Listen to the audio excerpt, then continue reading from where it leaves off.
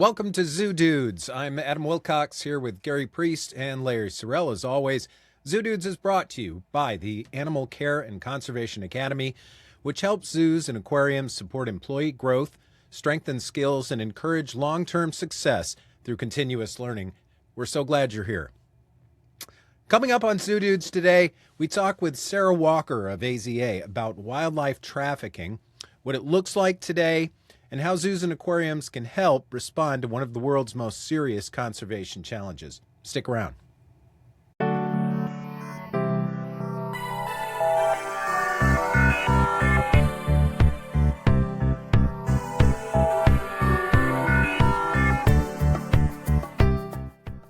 Hi, everybody. Welcome back to Zoo Dudes. We're glad to be back here in 2026 with, as ever, Larry Sorrell and Gary Priest. Hi, guys. And today we have as our special guest Sara Walker, who is the Senior Advisor on Wildlife Trafficking for the Association of Zoos and Aquariums. Sara, thank you so much for making the time to be with us today. Hello. Thank you for inviting me. I'm happy to be here. Yeah, this is going to be very interesting, very different from some of the other topics we've done, but very important. But before we dive into what you do and how you do it and why it's important, can you tell us a little bit about how you ended up in your job? It's a very specific career.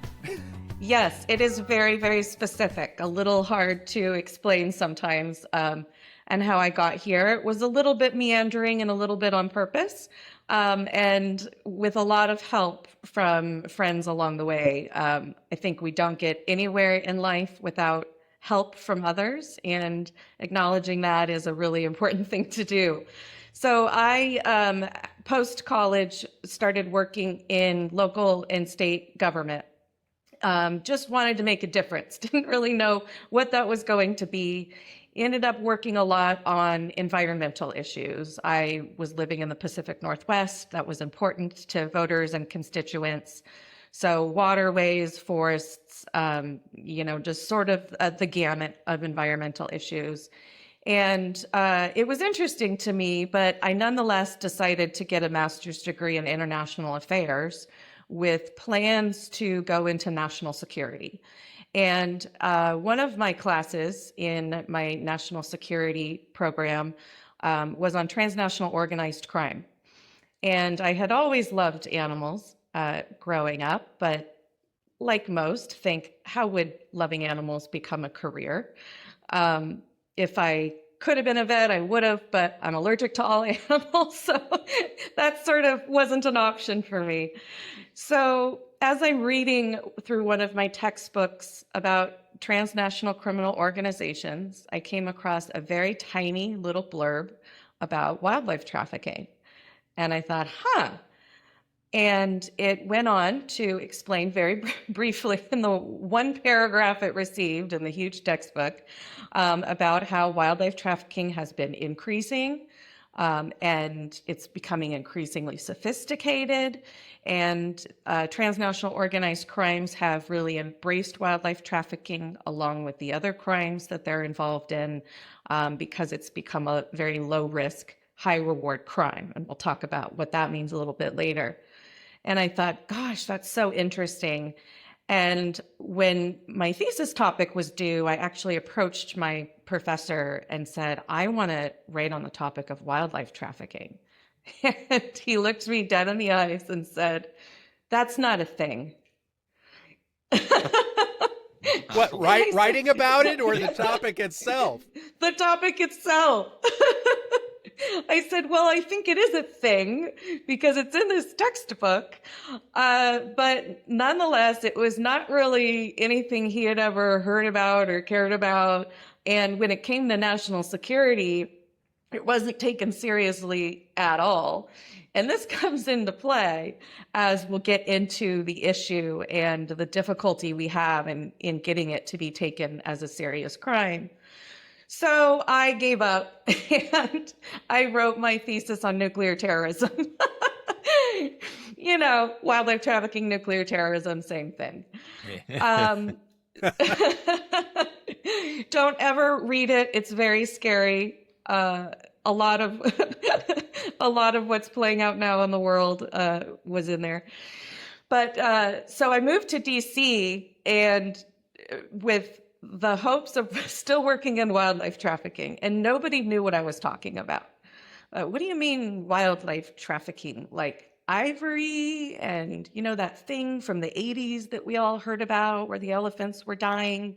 And I would say, yeah, I mean, kind of, but there's more to it than that. And it's evolved and become a serious problem. Well, nobody was working on wildlife trafficking.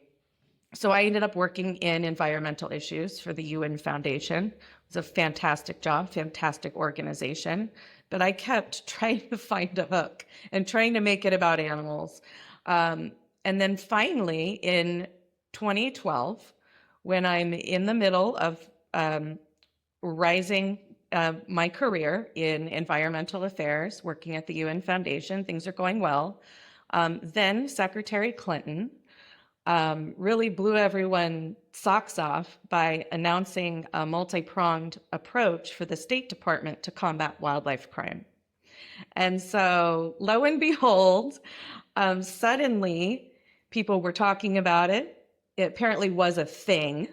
I actually sent my professor an email and said, see, I told you it was a thing.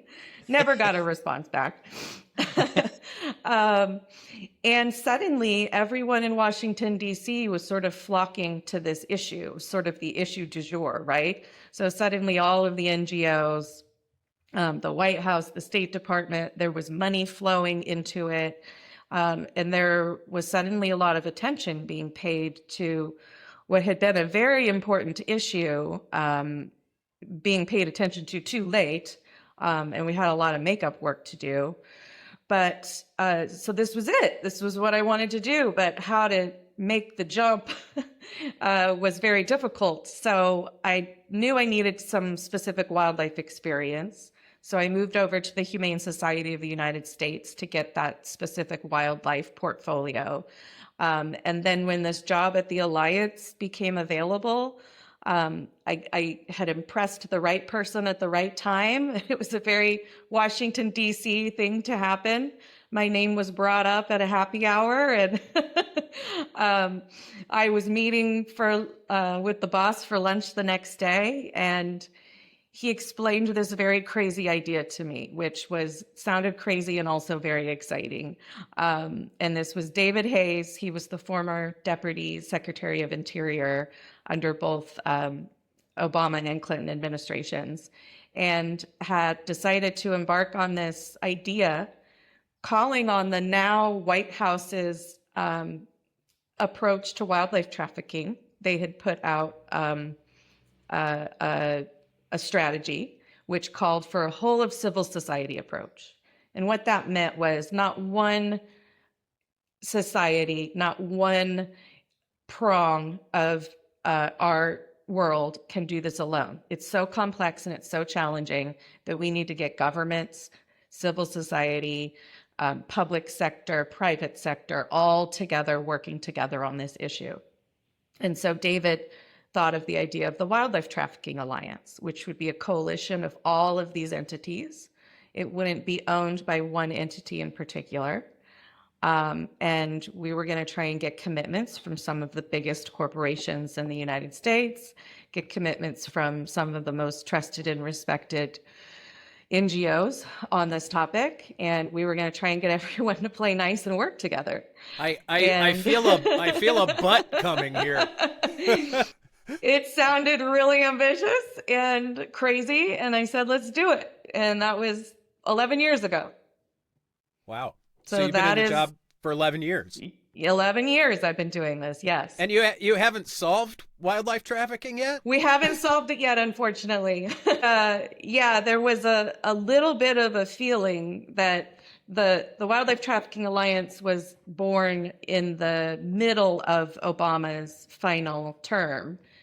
So 2 years remaining, really. And there was a feeling from some that we were going to get this thing fixed by the time his term was up, and we were going to have all this stuff to show for it. And lo and behold, it was more challenging than anybody realized, and we're still working at it.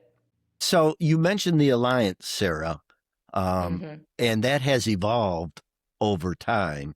And now you're directly associated with AZA.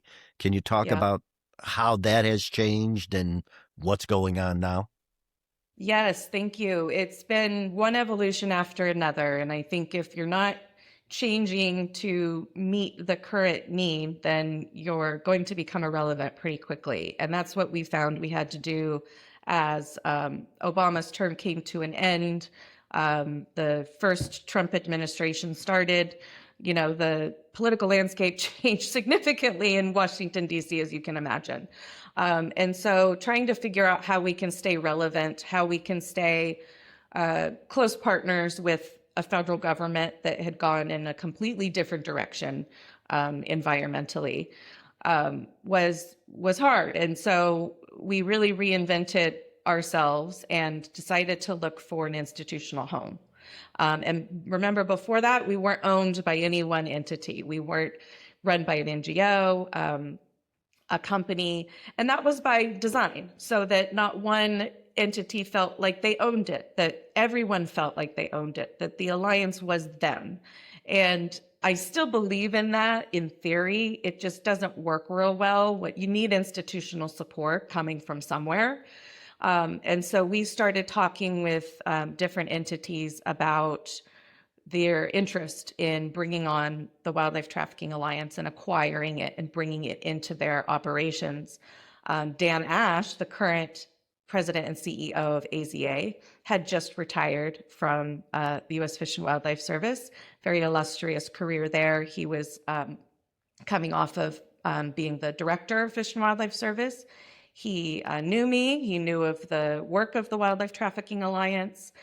He was trying to do something different at AZA, which was really take it in a modern, cutting edge direction in terms of using the resources at his disposal to do good for conservation, in addition to taking care of the animals in our care, but also how can we do better in the world with all these experts. And so he saw it as an opportunity, and the Wildlife Trafficking Alliance was acquired by AZA in 2018.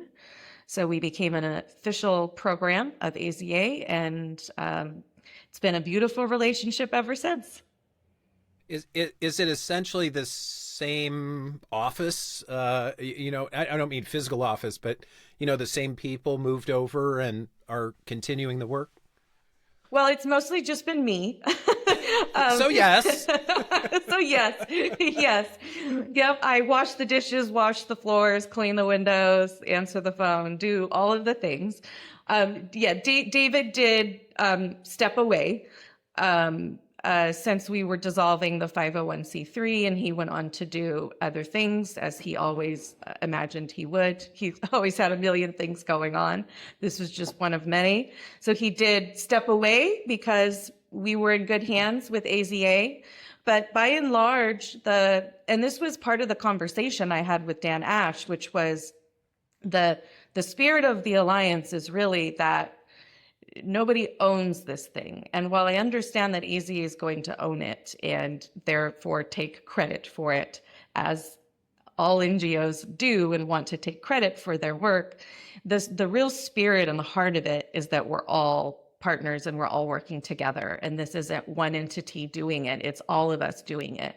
And he really committed to that and promised me that the spirit, the collaborative spirit, would remain, and that's been very true. And so it was a little bit of a adjustment, I think, for both myself and for some of the AZA employees, because AZA is a member organization. So everything they do is very member driven. How will this help our members? How will we provide our members with the best possible service? And suddenly you had a program where some of the members had joined Wildlife Trafficking Alliance, but there were partners of WTA that had nothing to do with AZA and were not AZA members. So it was a little bit of trying to figure out how this all worked, but we got there, and it's been really fantastic. And And it really has evolved once again. That's what we do. We evolve here. In 2026, every single AZA member is automatically a participating partner of the Wildlife Trafficking Alliance. There's no more opting in. You don't have to sign away finances. It's a free service that you can be a partner in this wonderful coalition because you are an AZA member. And so that's been a really wonderful thing to see. Progress is being made there in terms of really the members valuing it as a member benefit and something that benefits us all. Yeah. So let me ask two related questions. Can you talk a little bit about the scale internationally of the wildlife trade, particularly the illegal trade, and then how zoos are helping you address that problem, whether it's simply educational materials or getting the word out, or if there's a more active role? Yeah, so the scale and the scope is pretty staggering. And the scale is essentially global. There's no location in the world that is untouched by wildlife crime. Whether they're an export country, an import country, or simply a transit country in between, or their native wildlife is being poached and traded illegally. It's really a problem everywhere.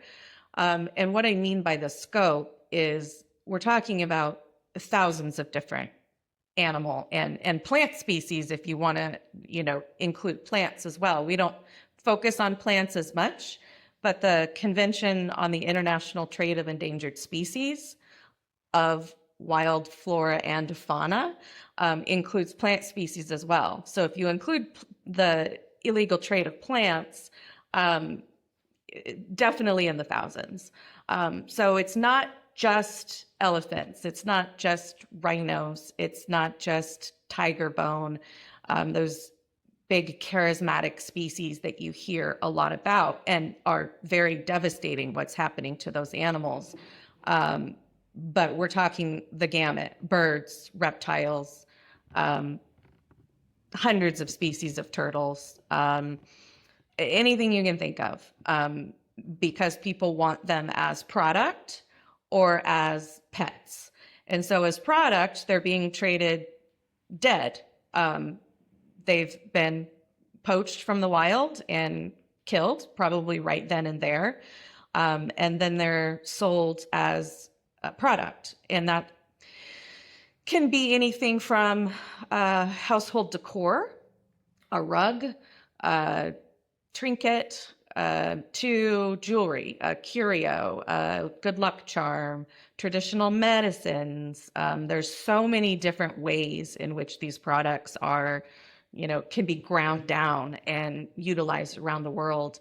And then the pet trade. So you have hundreds and thousands of species being exploited for all of these different reasons. It becomes really hard to target, right? Because where do you focus? What species do you focus on? What's more important than another? So really, the Wildlife Trafficking Alliance focuses on three main goals. And these are not the silver bullets. This is not going to completely solve wildlife trafficking. There is no silver bullet to solve wildlife trafficking, unfortunately. There are a lot of different things that need to happen simultaneously. But when looking at the alliance, we stepped back and said, okay, where can we most be useful with this coalition in front of us, with the experts we have, the animal care facilities that we have? Where is it that we're going to step in and make a difference? And so we've really identified three places. One is on reducing demand. So that's reducing consumer demand, educating the public that you do not want these things as pets. Please don't buy products made with endangered species in them. And the reason we feel like zoos and aquariums are very well poised to take this position is because collectively, AZA members see more than 200 million visitors a year. That's a lot of people walking through your gates. oohing and eyeing over the animals you have there who may be very receptive to hearing a message about what's happening to these animals in the wild. The second place that we really focus on is policy development to combat illegal trade. And that's both at the national level at the United States and also at the global level. I mentioned CITES, the Convention on International Trade of Endangered Species. That's really where major decisions get made about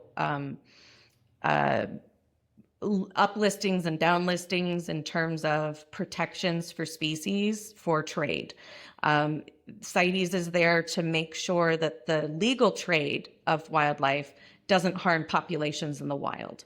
So if it's starting to look like the legal trade is harming the population, then they'll go through a very complicated process, but eventually come to the conclusion that it needs to be listed on an appendices. And that gives it some protection. So we work very thoroughly with through the CITES process as well. And the third pressure point that we feel like we can help alleviate is to support law enforcement when they confiscate live animals at our ports and borders. We have medical experts, animal care experts, facilities, not a lot of extra space, but we make it work. And this isn't new. Zoos and aquariums have been called by their law enforcement friends for decades, saying, we have, a bag of snakes. Who can take them? Literally holding a bag of monkeys. Can you take these for us? So that's something that's been already happening. That relationship had already been going on.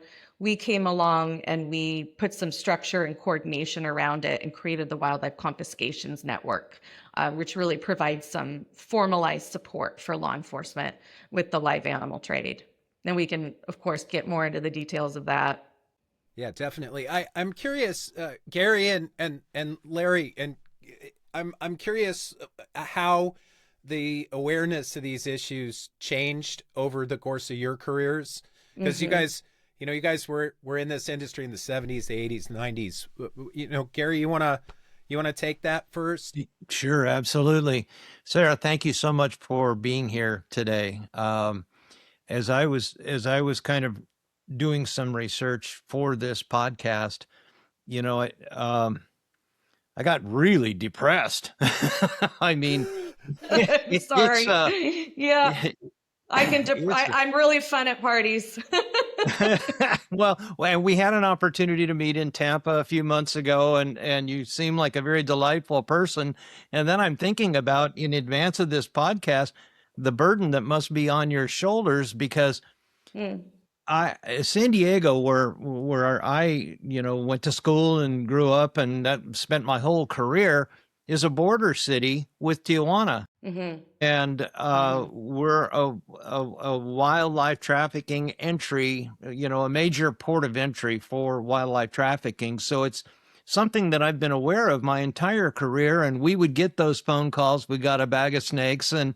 And so even though I was never directly involved in that, it was ever present. And there were, we had a confiscation of orchids coming in from Southeast Asia that were endangered. And because San Diego is a museum and accredited and all of that, it was a very natural fit, and we would do everything we could to help. But it seems like so little compared to the magnitude of the problem that the problem is growing. It's not getting better. I mean, I think we're doing a better job of coordinating and facilitating, but it just seems like the problem is worse than it was 25 or 30 years ago. And it was bad then. That's right. Yeah, it is. Yeah, I think, it's Sara, growing. When we met earlier and had the call, you told us some stats about the dollar figure of this industry.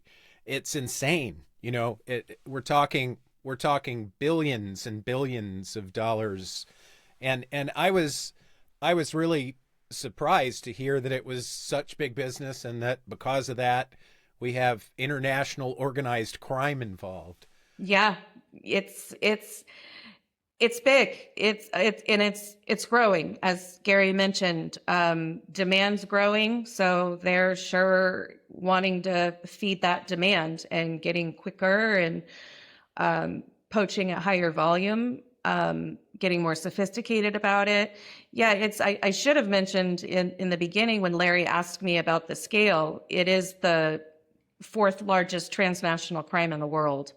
It's right behind the drug trade, human trafficking, and depends on the source, but sometimes they'll say counterfeiting and money laundering.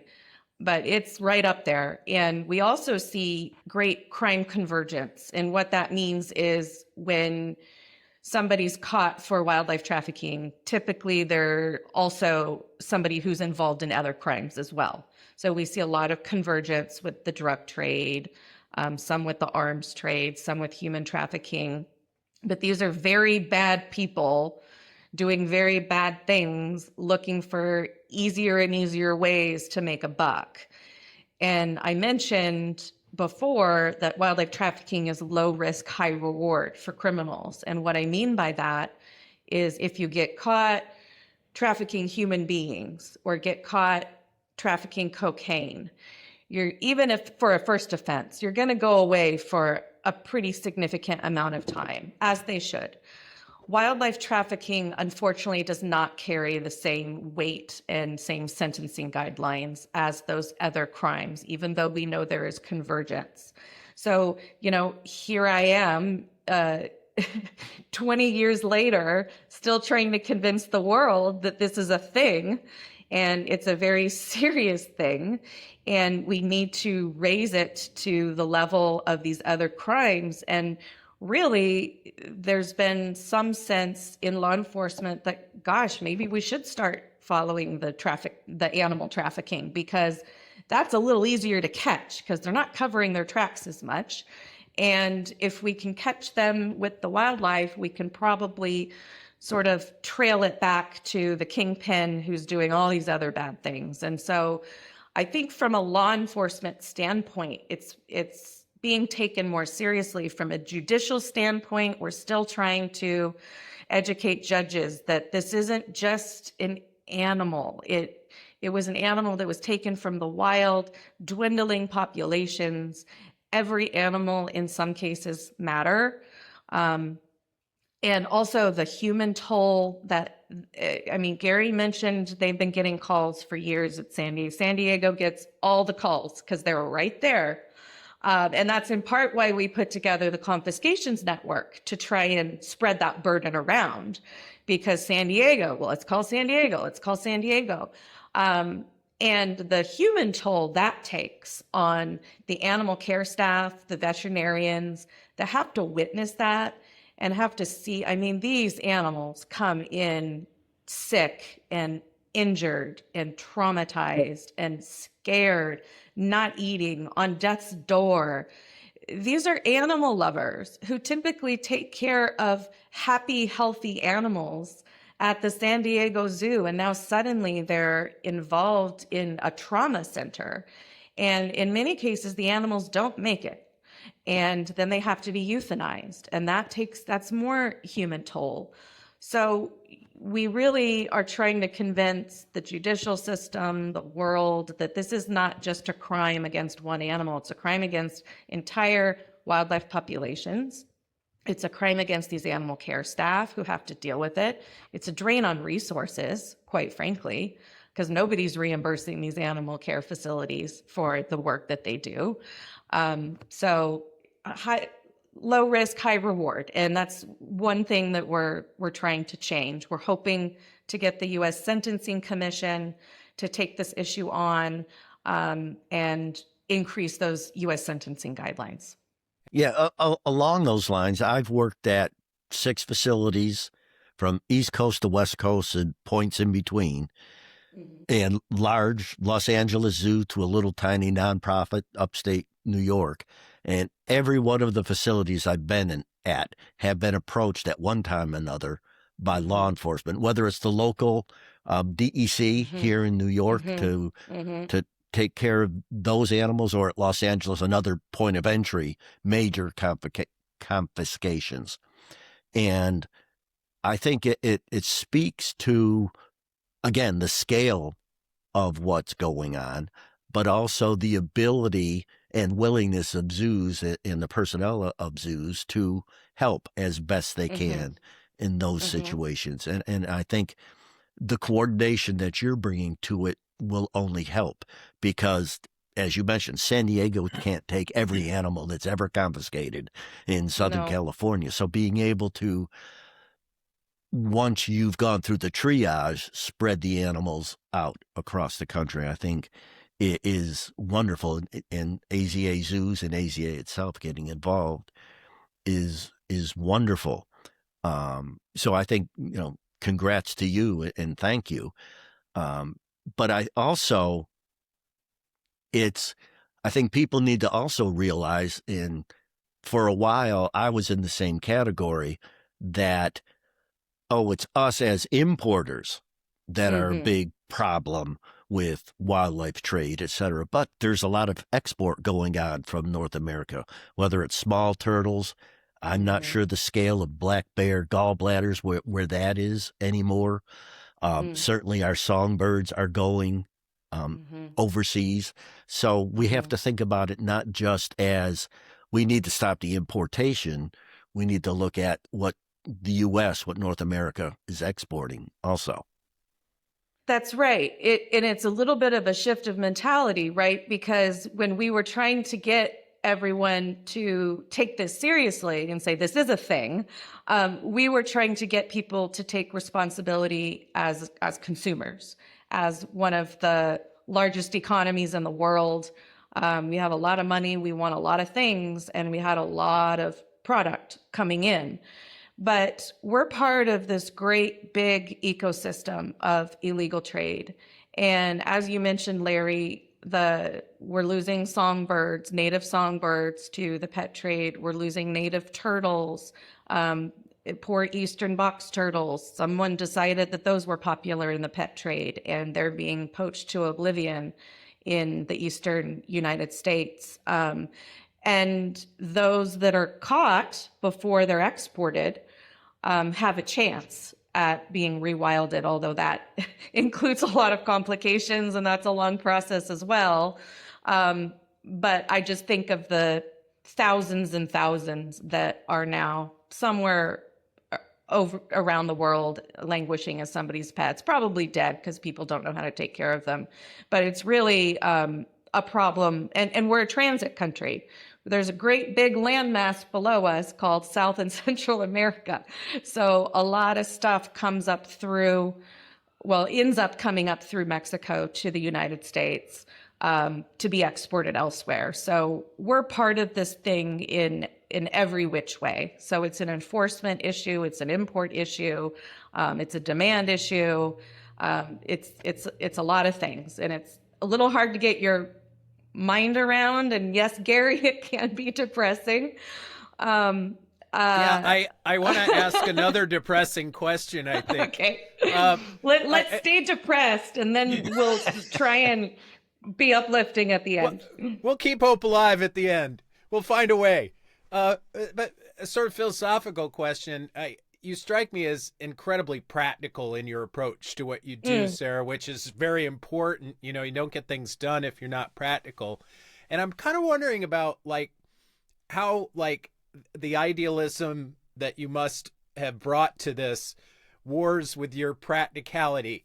Because when you were talking about how to get the laws changed, how to get sentencing guidelines changed, what I heard you saying is that we're going to have to sell this as this is important because of other crimes, not sell that it's just important. That it's important not to traffic animals. It's important not to kill animals. Am I onto something here? Yes, and you're right. It does pain me sometimes to make the argument to combat wildlife trafficking for any other reason other than this is harming animals, because I care so much about that personally. And it boggles the mind that that isn't enough, but it's not for some people. And I have to have some empathy for folks that there's a lot of problems in the world and we can't care about them all. And I certainly can't care about them all and fight for all of them in the way that I want to. For whatever reason, this speaks to me in a way that I've committed my life's work to it. And that's not true for everybody. And so you have to find a reason that they're going to care. And sometimes it's not the animal welfare issue. Should be, but it's not. It should just be basically you're killing animals. It's illegal. It's wrong. But unfortunately, it's not. And what I say the good thing about wildlife trafficking is that there is an argument for everybody, meaning it has such a significant impact on local economy, on transnational crime, border security, rule of law, government instability. It fuels corruption. It has something for everybody. And so this issue, luckily, has historically been very bipartisan in Washington, D.C.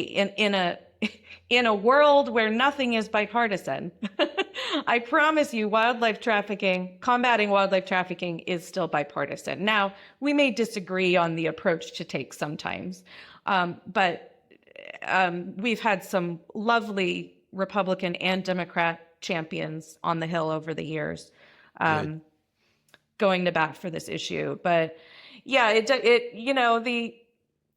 there's some judgment. Yes, I'm going to be honest that there's some judgment on my part when I'm having to make a different argument other than an animal was killed and it was horrible. But you got to do what you got to do to win and move the needle forward. And these animals are counting on us. So you got to find a way in no matter what. Right. And yes, I have been accused of being very pragmatic. It's a compliment. Actually, yeah, that's a good thing. I think everybody that works in the zoological environment, working with animals, you're there because of your heart, but you also have to be pragmatic and realize, it's a balance. And I wanted to ask you what, in this role now with AZA, and I again, with the San Diego orientation, port of entry, Los Angeles, San Francisco, several years ago, we opened an exhibit at the safari park, and I had an idea, made some phone calls, and found out it wasn't that difficult to put together a kiosk with items that had come into the country illegally and been seized. And the government was very very helpful. I think it was up in Portland. They had a warehouse, and they just went through with a shopping basket and picked all of these things up for this kiosk that we were building, and that was very effective. I don't know, people coming to a zoo, they've already gone through a transit point. Maybe it was too little, too late, but what do you see AZA doing in this capacity along, with the federal government and the state governments to raise awareness so that it really is a bipartisan issue?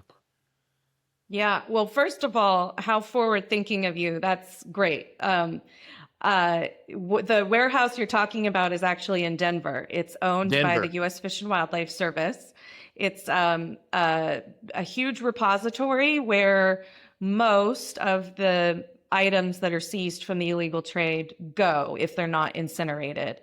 And it's basically a gigantic warehouse packed to the rafters, rows and rows and rows of tiger skins and elephant feet that are used as stools. And really, their joke is, if you can think of it, we probably have it here.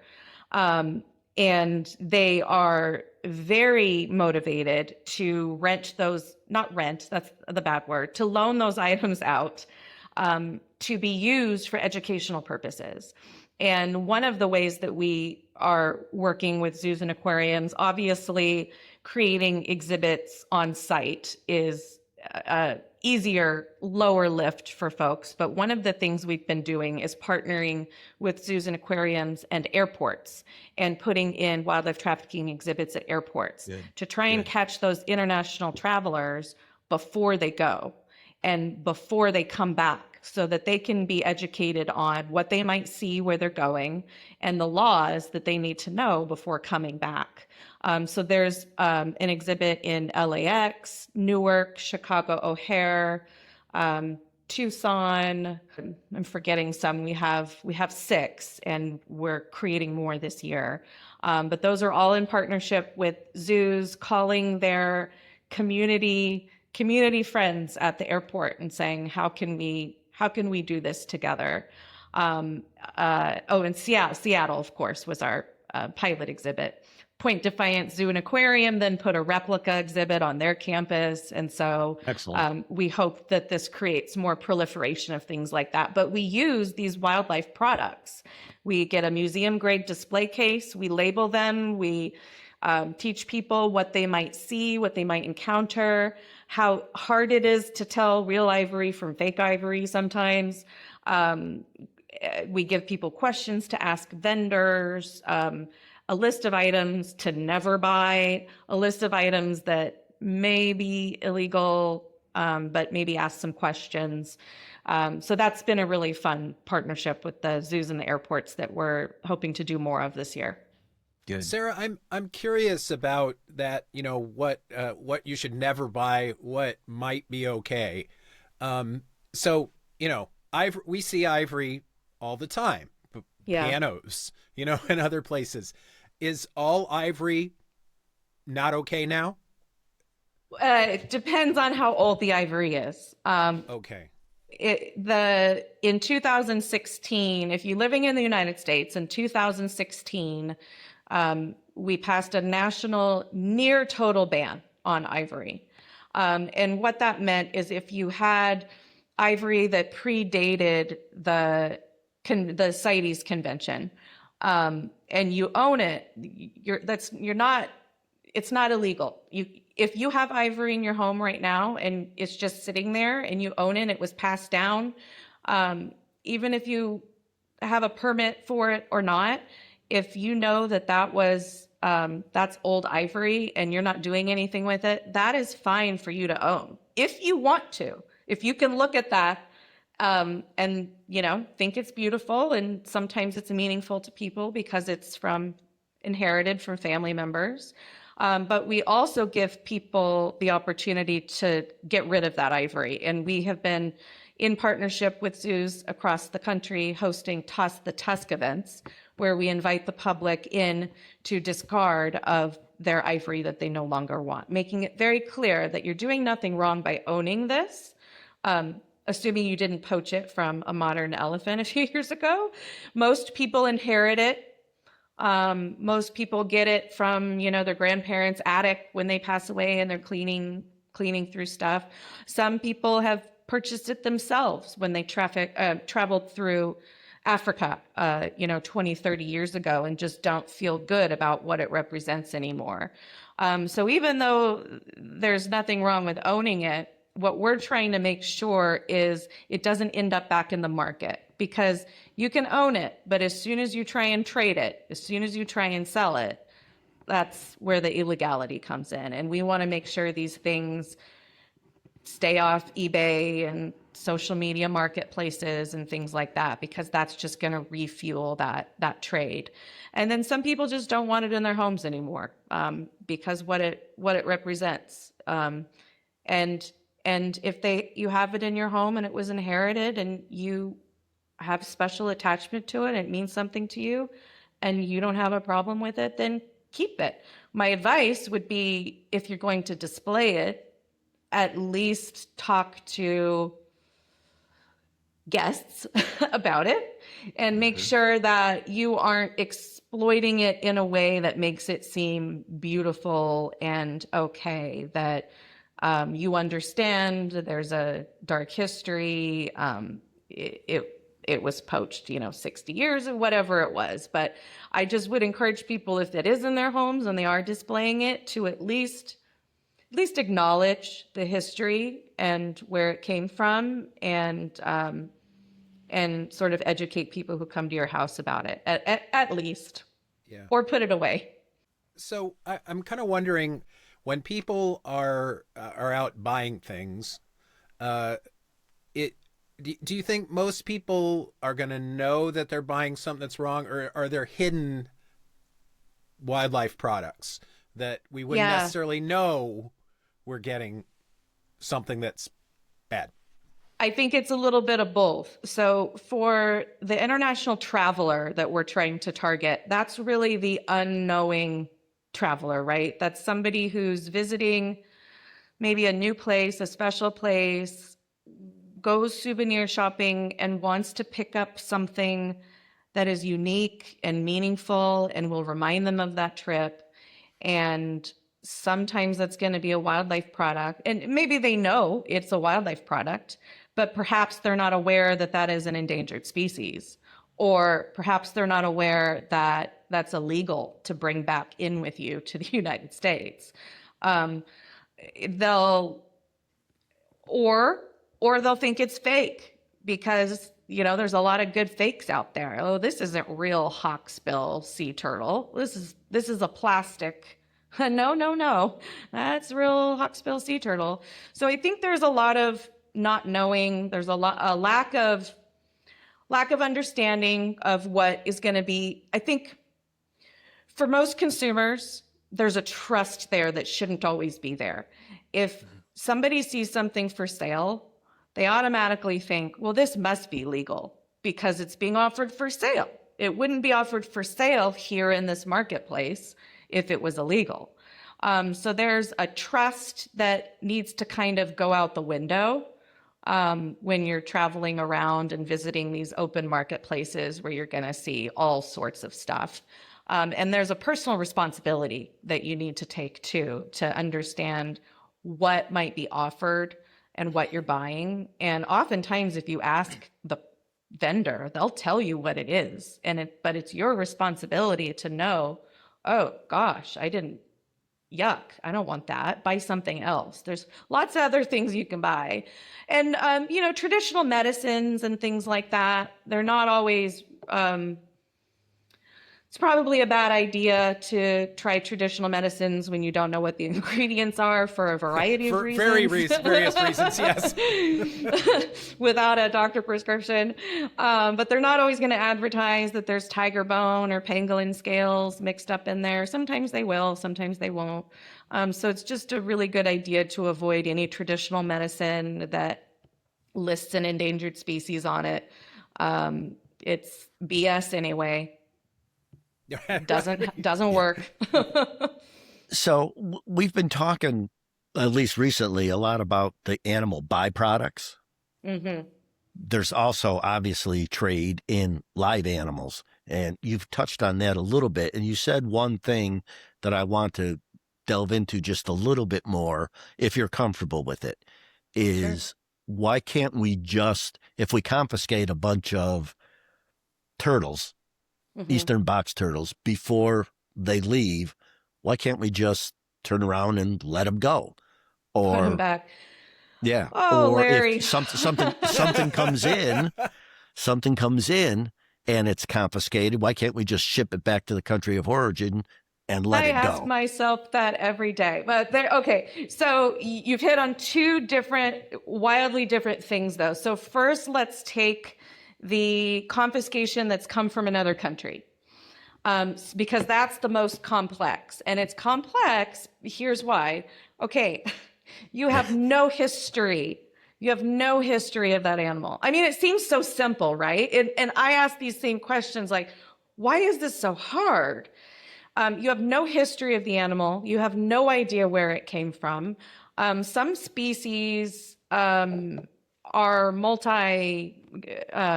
they're regional species, right?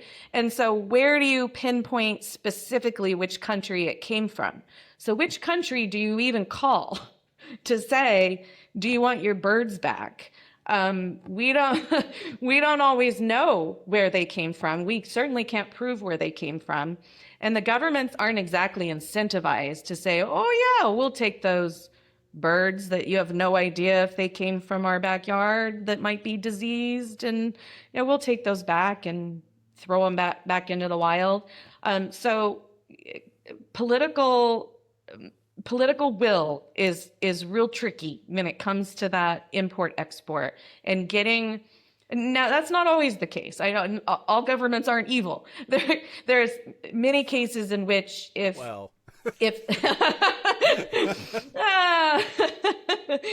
that's another podcast. That's a different podcast.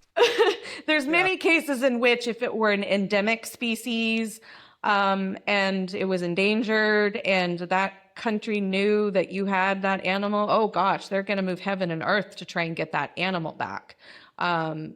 Because they want it back into their ecosystem, but that's not always the case. So political will is one challenge. Just lack of history and knowledge about the animal. You have no idea. Was it wild caught? You can do DNA testing to make sure, but you don't always know. Sometimes you're just guessing based on the look of the animal. Like, oh, maybe they were captive bred because they seem a little too well fed, or, this or that, or they have a disability that we only typically see in captive breeding. So there are ways to sort of surmise this was captive bred or wild caught, but it's just so hard to know the origin, the way in which that animal came to be. And then when animals are trafficked, so as we all know, because we all lived through 2020, animals carry diseases. Surprise, surprise. And every now and then those animals can transmit diseases to humans. And that actually happens more often than you would want to think. And something about animals when they get stressed is that they're more susceptible to getting diseases, and they're more susceptible to transmitting and shedding those diseases. So when animals are in a very traumatic situation, such as trafficking, they're riddled with diseases that perhaps they wouldn't have had in the wild. They're many times sick. In many cases, they've been taken from their mothers too young, and there's just no way, no chance in HE double hockey sticks that they will unfortunately ever see the wild again. So there are so many things working against it that it's actually a very rare, but very beautiful thing, but very rare to get a confiscation and actually go through the permitting process, the political process, the disease screening process, find a facility that will take it temporarily and then do the soft release. It's really a complicated, long, drawn out, expensive process, and it unfortunately doesn't happen very often.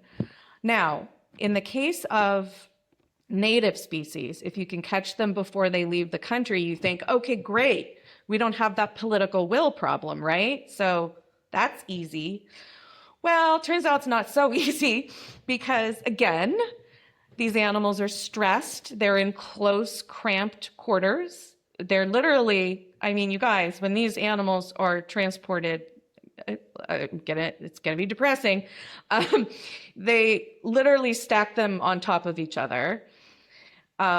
Turtles have been found often stuffed into socks. This is all to keep them restrained, keep them from moving. Sometimes extra duct tape around the sock, because turtles make little scratching noises on boxes.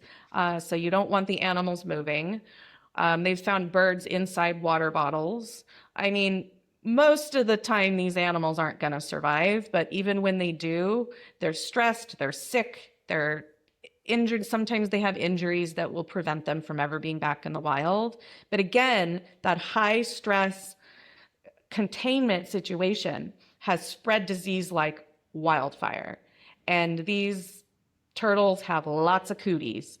And so they're really riddled with diseases. It's really sad. And so we are actually currently holding in animal care facilities a lot of native turtles that we are hoping to get back to the wild. And we will find a way. We haven't, it's happened. New Jersey has released some turtles. It has happened, and it will start happening more. It's still not as easy as you would think. And we're trying to figure out how we can reduce those barriers, but it really comes down to we don't know where this animal came from exactly. Did this come from my state? We don't know. So we need to do some genetics mapping to find out where exactly that animal came from. And we need to do disease screening and then matching to the wild populations, because wild animals carry diseases. That's just a fact. But we don't have proof all of the time that the same diseases that these confiscated turtles are screening positive for, that their wild counterparts are also positive. We don't know that because nobody's out there screening them every few months. So there's a lot that we have to work through still, but I'm going to remain confident that we can find solutions and start getting back more of these turtles to the wild, because that's what we need to do. Right. And it's not only the disease issues in introducing a disease to a population, but just introducing new members to a population can be disruptive to that population too. Yes. So it seems like, well, they came from there, they're healthy, go ahead.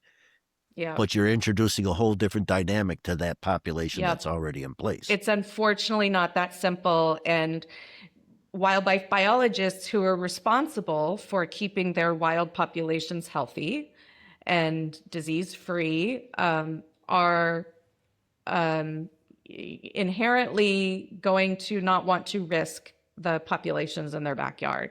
So finding those who are willing to do some soft releases and some monitoring and sort of take a smaller risk is going to be key. And like I said, they've been successful in doing some releases, and it's been really fantastic. Sara, we're almost done with an hour here, which is amazing to me. That was quick. Yeah, that was like 10 minutes, right? And I've got like 30 more questions. I'm wondering, Gary and Larry, do you each have a question you want to get in before the end of the episode here? Why don't you go first, Gary? Oh, geez, I was afraid you were going to say that because I've got a whole list. It's actually, it's more of a statement than a question. This happened to me as I was kind of doing research for this segment. I found out that there is, I believe it's an algae, a marine algae from China that is now in San Diego Bay. Didn't know that was even a thing. But where it became personal is my daughter and I love to go to Catalina 3 or 4 times a year. It's a great boat ride. We always see whales, dolphins, sea lions, and a bunch of other stuff on the way out. We were at anchor and walking on a beach, and I saw what I thought was either a harbor seal, possibly a sea otter way at the southern end of its range, or something else. And I asked somebody on shore, and they said that's a sea turtle. It's a green sea turtle. And I'm 4th generation California. I have never seen a green sea turtle in our part of the Pacific. And it turns out they're, unbeknownst to me, which is amazing because we did a lot of conservation work in South San Diego Bay, there is a resident population of green sea turtles which are now expanding their range all the way out to Catalina. And there's a couple that, 3, and I won't tell anybody where they are because I don't want them disturbed. But it's amazing to me that the population is expanding. And now this algae that has been brought in external from their environment is in San Diego Bay, and apparently it sucks the oxygen out of the water, and the eelgrass that the sea turtles, sea lettuce and things like that, sea turtles need is being threatened. And it was like a gut punch because that's all of our backyard. Yeah.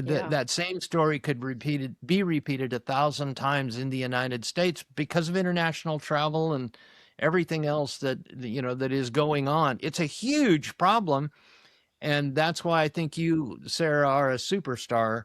Yeah. For having the vision to have seen this when you were going for your graduate degree, and then the tenacity to make it a thing. I wish you 40 years of enjoyment in your career, because it's a really hot topic. That's very Yeah, sweet to say. And yes, I've also been accused of being tenacious. Good. So let me take a different tact and ending on this. Give us a positive success story. Good, Larry. What you've been doing.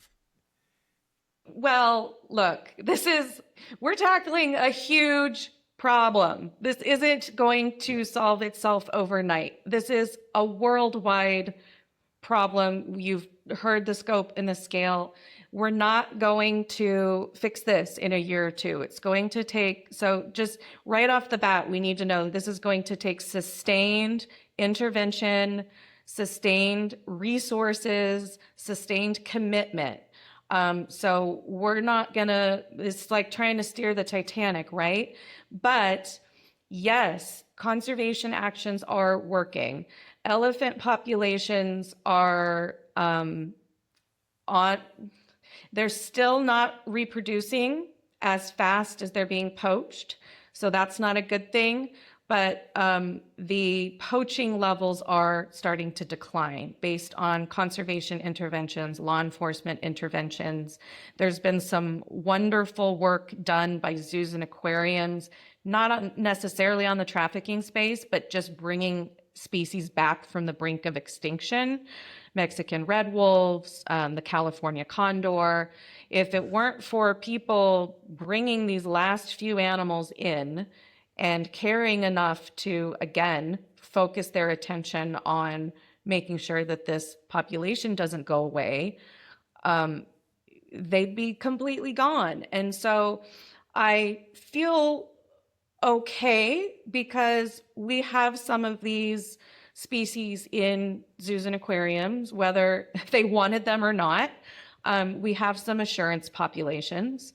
And gosh, if we ever got to the point where there were only 12 elephants left in the world, I feel so good that this community is going to rally together and do everything they can to make sure that that animal doesn't go extinct. So I think it's just all of the people I've met along the way and all of the wonderful animal care facilities who say yes, time and time again, yes, we'll take your bag of snakes, even though I'm thinking in the back of my head, why are they saying yes? Why? Because it's the right thing to do. And so, yes, I live in a world that is very depressing, and it can feel like the weight is on my shoulders and many others. But I also live in a world where I get to work with people like you all who have been seeing this for years, who get it, who care. So I ultimately believe in the good of humanity. Whether or not every single day I feel that way, I think that ultimately the right thing will prevail. Yeah, I think celebrating the small successes is important along the way. You have to. And I'll give you a good example of a sentencing case in Laredo, Texas, just a couple of weeks ago. It was a trafficking case. This woman pled guilty, violating the Lacey Act, transporting 2 capuchin monkeys across the Mexico border.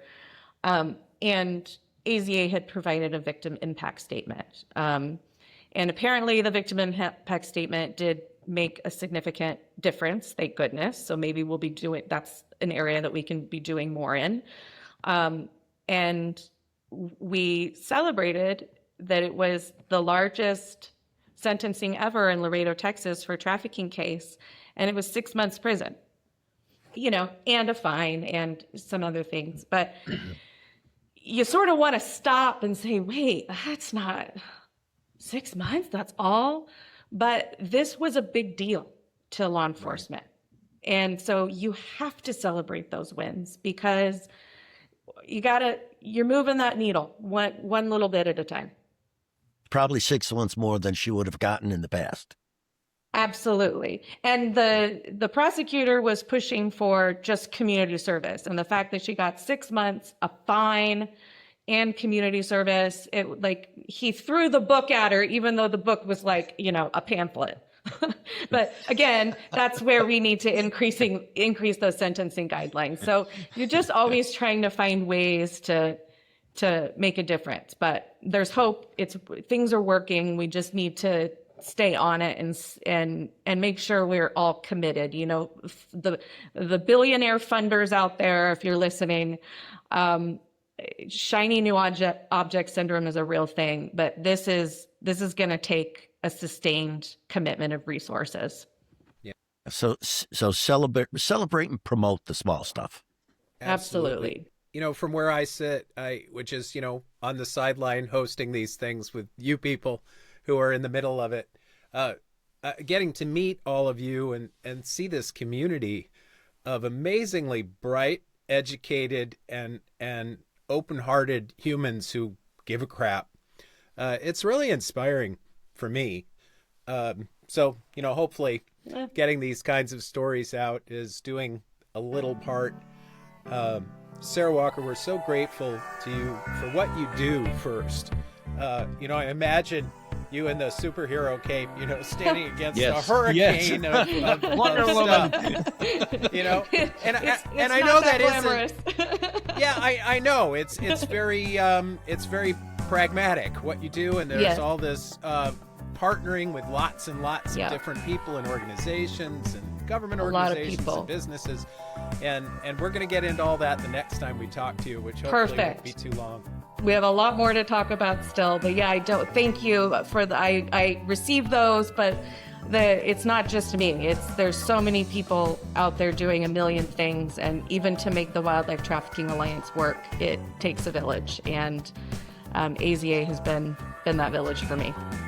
Fantastic. Well, Sara Walker is the Senior Advisor on Wildlife Trafficking at the Association of Zoos and Aquariums. We're so grateful again. Larry Sorrell, Gary Priest, as ever, it's a pleasure. Zoo Dudes is brought to you by CipherWorks and the Animal Care and Conservation Academy, which is our online repository of courses on animal care and conservation. And hey, we'll talk to you next time, Sara. Thanks. Thank you. All right. Goodbye, everybody. Bye.